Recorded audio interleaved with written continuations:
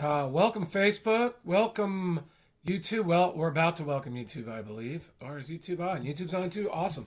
Okay, so today we're going to talk about how to price your home like an expert realtor. Actually, better than any realtor, because we're going to go over the it's actually four prices, because there's a secret price. The secret price is the price that you would sell your home for.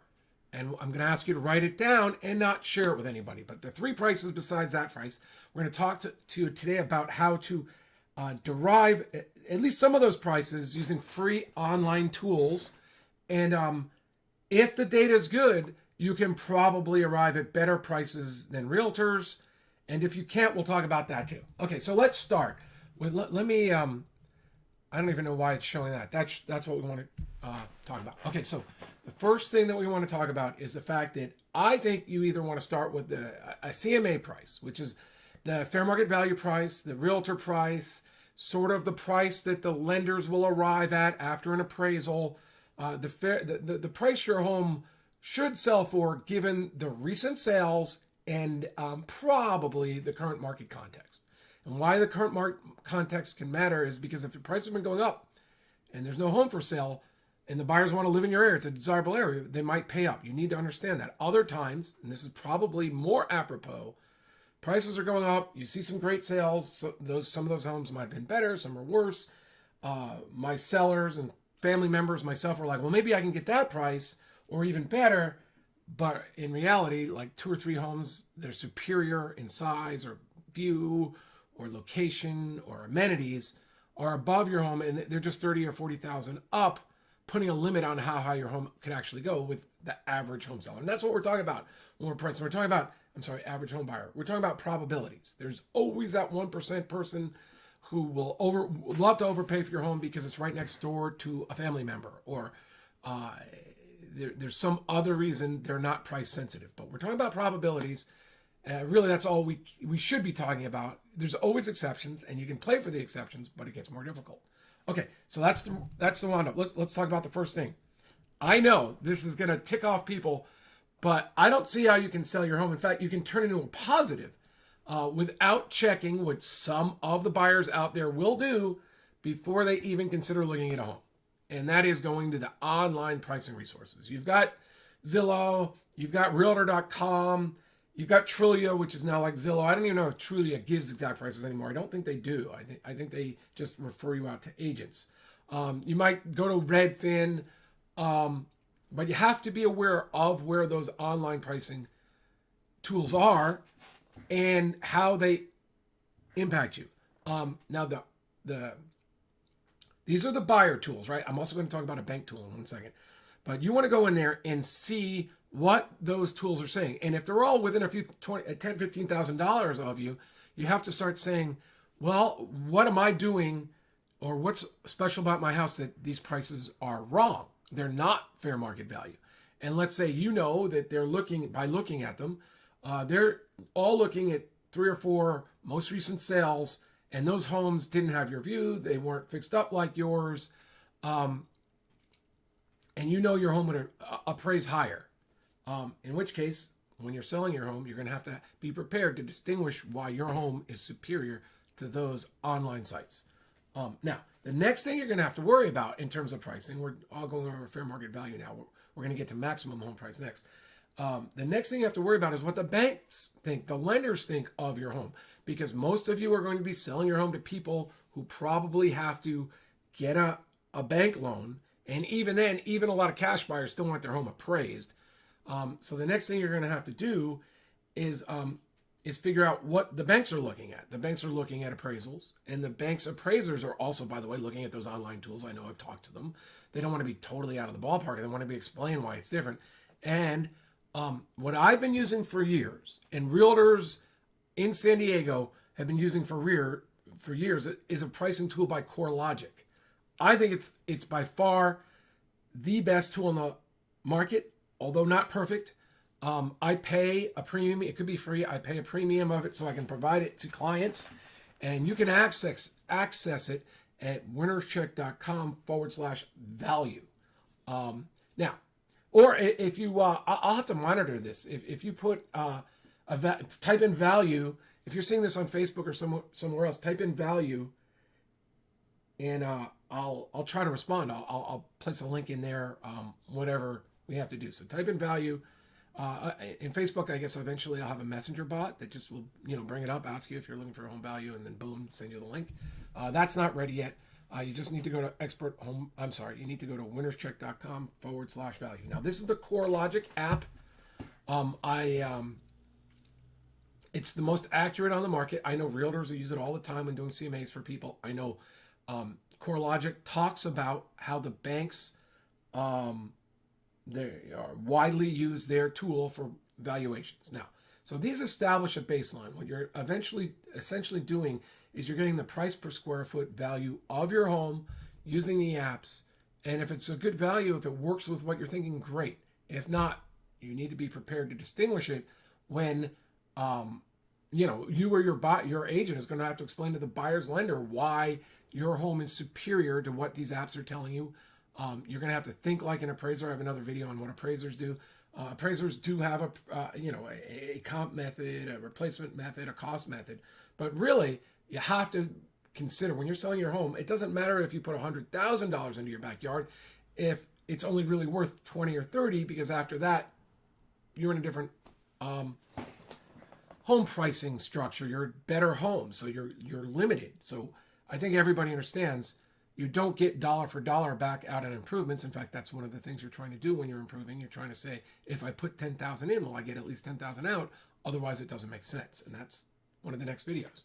Okay, so that's the fair market value that you can use online tools to do it without having to pay for an appraiser, and before a realtor shows up at your door. Now you've got an idea of fair market value. The next thing you want to look at is the maximum home price. What's the maximum likely selling price of your home? We can do that. Realtors, I'm a real estate attorney and a broker, can do that by going to RPR, and we can change the values a little in there, and they'll bring up other homes, and we can see the price per square foot home. And I'll tell you something that frequently happens in neighborhoods that are not brand new. You'll see that there's a renovated value, price per square foot, and you'll see a home that needs work, price per square foot, and then sometimes you'll see homes in the middle that were fixed up 10 or 20 years ago. But if there's enough sales, you're going to start getting an idea of renovated value, non-renovated value, and maybe that value is 10% apart, and then you have to decide if you're going for renovated value, if you're going for price per square foot. You have to understand where your house falls, because at some point, again, if your maximum value is limited by the competition, so you have a context of what's going on in the market right now. If you were to put in X amount of dollars, would you really be able to sell it for this much more? Sometimes the answer is no. Sometimes you're like, well, these houses are superior. They're better neighborhood, better schools, better view, larger, better amenities. They're here. Most rational buyers would rather pay $30,000 more and get that. So at that point, you've capped the value of your home. So you might decide that it's not worth repairing your kitchen. You might decide all it's worth doing is paint and carpet, or maybe nothing. Maybe you'll just spend a few $100 decluttering and staging a little bit, fixing a few things that affect people as they're walking in. So that's why you want to know your maximum home price. You want to know, and now, given these numbers, you want to work out where your list price is. And the list price is a really interesting number. Again, you have to know the competition, the market context. And you also, I think, and this one's a little bit harder for homeowners to get, but if you're working with a realtor, that's okay. This is one of the questions you're going to ask your realtor. You're going to say, what's my maximum likely selling price? What is the fair market value of my home? And where are we going to list? And then when you ask them where you're going to list, you also say, by the way, what is the average sale price to list price ratio in our area? If you're in Southern California, it's probably 97 to 98%.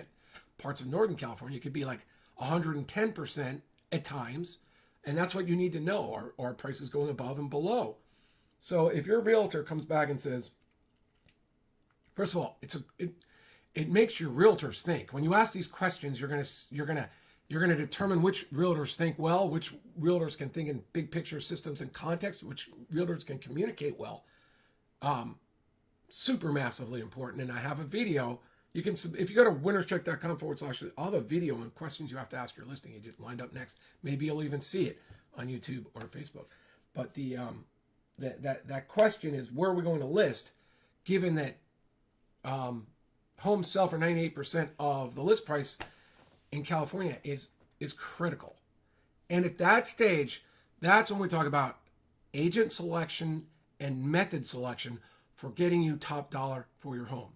If the average the average home sells for 98% of list, you know that the average or most realtors are not doing what they're promising. They're saying, hey, let's sell your home for listed for fair market value or less. We'll get multiple offers, and then I'll negotiate a great deal for you. Well, if you're starting at list, if you're starting at fair market value, and 60% of the homes in California or more get multiple offers, why are we ending up at 98% list? This is my fundamental thesis of why most realtors, whether they be discount or even your local neighborhood specialist or someone who's sold, any realtor, 99% of realtors are not worth the 5 or 6% they're going to charge you to list your home. There's very few. There's 1%. We're going to talk about that in this series, how to select the best agents for you. And I'm going to tell you, in most circumstances, I'm going to bring up the exceptions, but in most circumstances, you want to work with an agent who has sold 20 or 30 homes, that has a system in place, that understands how the market works. And even if they don't, if they're smart enough, the minute you ask them some of the questions we're going to talk about, it's just going to move them into having the best system for you. So in our series, if you go to winnerscheck.com and sign up for the series, you're going to have the questions for your listing agent, how to select your listing agent, the best process for selling your home to multiple offers. Those are just 3 or 4 of the videos. This is the home pricing video. Again, you need to know your maximum sale price. You need to know your likely sale price. You need to know your list price. And then the price that you'd be willing to sell your home for, I think you should keep secret. And you should write it down, email it to yourself, email it to your spouse, whoever else is a decision maker with you, so that when the numbers come in, you've got this baseline and you can say, yeah, I realize we can sell it right now for this number, so let's preserve that and let's shop these offers against these other ones and see if we can bring them up to the moon. That's part of the method that we talk about. It's very important, because once you're getting all these offers, you're like, oh, we should be getting this, and you forget this is where you were. I know I've seen it for sellers. And I've heard about it many times. Like, sellers contact me and they say, hey, we got to get out of our listing agent. Our listing agent really screwed up and she lost all the buyers. And sometimes that's true. And then other times the listing agent, and I can tell just from the conversations, they advise their clients to take the offers, and the clients wanted to go back another time and they lost them all. So it's important that whether you have an agent or not, it's important you understand the process ahead of time. You set your expectations, your own expectations properly, so that if you're exceeding them, you know it. And then you do rational things such as keeping one and shopping the others. So all this is in the video series at winnerscheck.com. You can just sign up on the front page for the video series. It'll all be there. But if you want to price your home using that CoreLogic app, go to winnerscheck.com/value or click, if you see a link, sign up or learn more, just click on it and we'll take you to that page. You might even be seeing this video on that page. Thanks. Talk to you later. Bye.